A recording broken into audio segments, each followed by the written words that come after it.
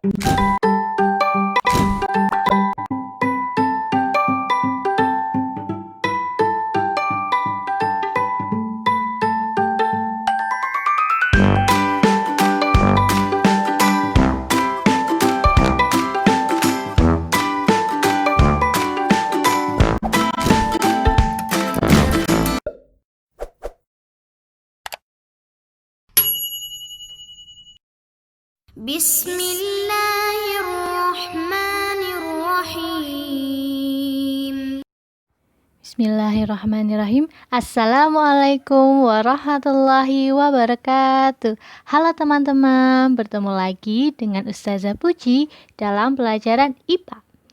Kemarin kita sudah mempelajari mengenai bunyi dan sumber bunyi. Nah, sekarang kita akan melanjutkan pelajarannya ya teman-teman. Hari ini kita akan belajar mengenai sumber bunyi dan proses terjadinya bunyi. Sudah siap teman-teman untuk pembelajaran hari ini? Kemarin kita sudah belajar mengenai cara benda menghasilkan bunyi. Ada berbagai cara dalam menghasilkan bunyi, yaitu dengan cara dipukul, ditiup, digesek, dipetik, dan digetarkan. Dan kemarin kita sudah mempelajari tentang pengertian bunyi. Ayo teman-teman, masih ingat dengan pengertian bunyi? Ya, pengertian bunyi adalah getaran yang dihasilkan oleh suatu benda. Sekarang kita akan belajar mengenai bagaimana sih benda dapat menghasilkan bunyi. Perhatikan gambar di bawah ini. Gambar apa ini teman-teman? Ya, ini adalah gambar rebab. Rebab dapat menghasilkan bunyi dengan cara digesek. Bunyi yang dihasilkan oleh rebab merupakan hasil dari senar yang digetarkan. Bagaimana teman-teman, sudah paham bagaimana rebab dapat menghasilkan bunyi? Sudah paham ya? Nah, kalau sudah paham, coba perhatikan gambar berikut. Gambar 1, 2, 3, dan juga 4. Tuliskan nama-nama benda berikut dan juga bagaimana mereka dapat menghasilkan bunyi. Jangan lupa dituliskan di portofolio ya teman-teman. Nah, kita kan sudah mempelajari mengenai bunyi, sumber bunyi, dan bagaimana benda dapat menghasilkan bunyi. Tapi pernahkah teman-teman bertanya mengenai bagaimana sih kita bisa mendengarkan bunyi? Teman-teman pasti ingin tahu kan kenapa kita dapat mendengarkan bunyi? Nah, coba perhatikan video berikut ini ya. Bagaimana manusia dapat mendengarkan? Manusia memiliki indera pendengaran yaitu telinga.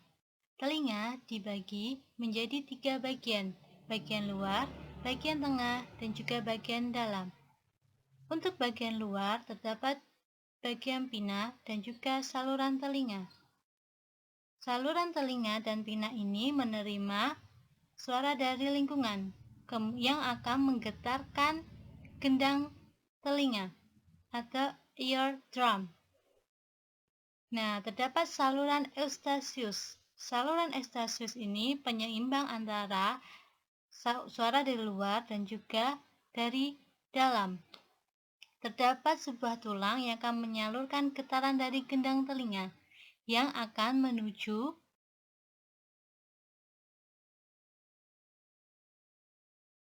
rumah siput atau yang dikenal sebagai koklea. Terdapat vestibula dan juga saluran setengah lingkaran. Nah, mereka bekerja sama dalam menerima suara dari luar, kemudian akan menerjemahkan menjadi sinyal-sinyal. Nah, sinyal-sinyal tadi akan diteruskan menuju ke syaraf pendengaran dan juga saraf vestibular. Kemudian akan menuju ke otak, sehingga otak akan menerjemahkan apa saja yang baru kita dengarkan, baik berupa musik maupun bunyi-bunyi yang lain. Begitulah manusia dapat mendengarkan.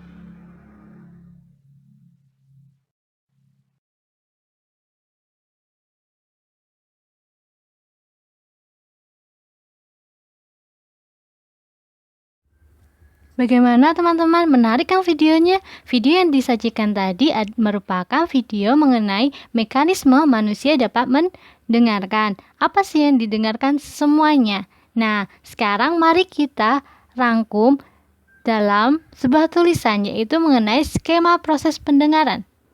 Pertama yang terjadi adalah adanya gelombang suara. Nah, gelombang suara merambat melalui apa? Melalui udara yang kemudian ditangkap oleh daun telinga.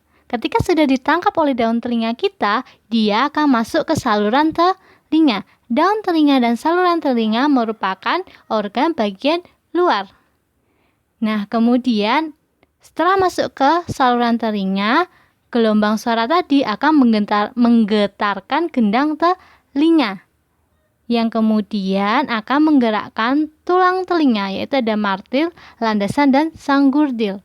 Setelah itu akan masuk ke rumah siput atau koklea, masuk ke organ korti, kemudian akan menuju syaraf. Syaraf ini akan diteruskan ke otak, sehingga ketika kita mendengarkan bunyi, kita tahu itu bunyi apa. Begitu ya teman-teman skema proses pendengaran manusia. Masya Allah, begitu luar biasa ya titipan Allah, yaitu salah satu panca indera kita, yaitu indera pendengaran. Karena kita sebagai penerima titipan, kita harus memeliharanya dengan baik ya teman-teman. Nah, bagaimana sih cara memelihara kesehatan telinga? Yang pertama adalah rajin membersihkan telinga. Bersihkan telinga bagian luar secara teratur menggunakan sapu tangan dan air hangat. Jadi teman-teman harus rajin ya membersihkan telinga. Dan sholat itu ketika kita wudhu juga membersihkan telinga. Jadi teman-teman sholatnya harus rajin ya, baik yang wajib maupun yang sunnah. Yang kedua adalah jangan mengorek-ngorek telinga. Teman-teman yang suka cotton bud nih, pakai cotton bud, jangan lagi ya. Jangan mengorek-ngorek telinga karena dapat mendorong kotoran lebih dalam dan kotoran akan semakin menumpuk. Kotoran yang menumpuk dapat mengganggu pendengaran dan mengakibatkan robeknya selaput gendang telinga. Jika ada sumbatan kotoran telinga yang mengganggu, periksalah telingamu ke dokter THT, telinga, hidung, dan tenggorokan. Yang kedua adalah tutup telinga ketika ada suara terlalu keras. Jika kamu mendengarkan bunyi terlalu keras, segera tutup kedua lubang telinga agar gendang telinga tidak sobek atau tidak rusak. Jadi teman-teman harus perhatikan ya bagaimana cara menjaga kesehatan telinga agar telinga kita berfungsi dengan baik. Alhamdulillah, sampailah kita di penghujung pembelajaran kali ini. Tadi kita sudah belajar mengenai sumber bunyi dan proses pendengaran. Nah, teman-teman sudah paham kan tentang materi hari ini? Insya Allah sudah paham ya. Nah, untuk lebih pahamnya, Ustazah sudah menitipkan tugas di orang tua kalian. Jadi kerjakan dengan semangat ya, dan juga dengan teliti. Jangan sampai ada yang tertinggal.